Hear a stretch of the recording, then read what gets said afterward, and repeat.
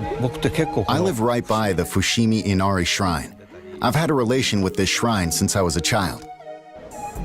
Because of that, I felt that I was always protected, as if it's my guardian angel. When I was a child, there was a TV show about fighter planes called Thunderbirds.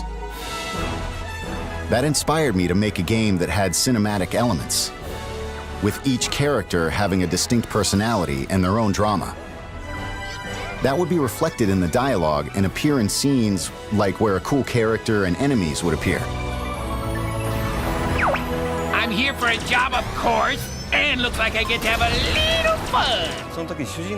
When it came to talking about details regarding how to make the main characters look and feel, we talked about all sorts of types of people. But ever since I was in school, I drew comics with caricaturized humanoid animals and decided that the characters in this game should be based off animals.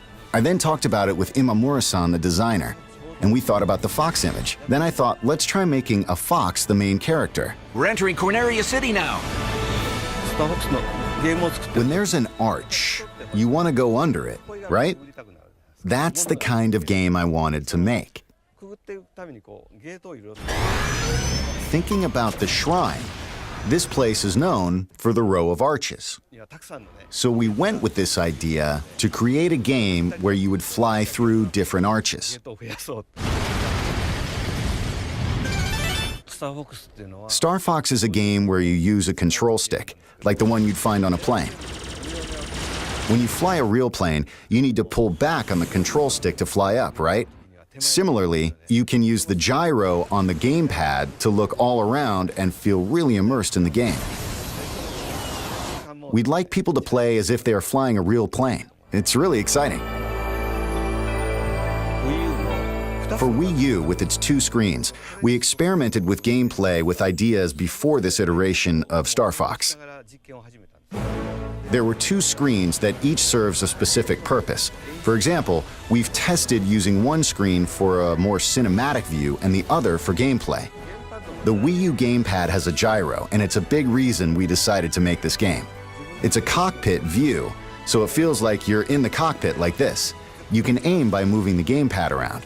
In the other Star Fox games, you play by controlling your plane in third person on one screen. This time, the game world is shown on the TV and you can focus in to aim on the gamepad. By using 2 screens, you can see yourself flying in third person on the TV while shooting down at the enemies below you from the cockpit view on the gamepad. You can be really immersed in the experience, so that's something I hope people can check out. On the Nintendo 64 system, you had to use a lot of buttons. But now, with the Wii U gamepad, you can use 2 sticks to do things like speed up and flip around. There's only one button to fire all the different weapons. So there are 4 buttons left, and with that, we thought, why not use these buttons to make the R-Wing transform? And let's use one button to do flips and the other for a U-turn. The R-Wing transforming into a walker, that was in Star Fox 2. But since that game didn't make it out, I'm glad we were able to have it appear.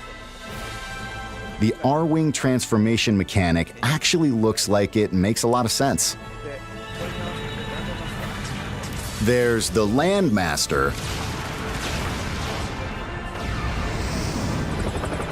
and also the Gyro Wing, which adds a lot of breadth to gameplay. With it, you can perform a lot of tasks as Fox. You can also play different stages with other vehicles too. So I hope you'll have fun trying out courses with different vehicles even after you clear the game.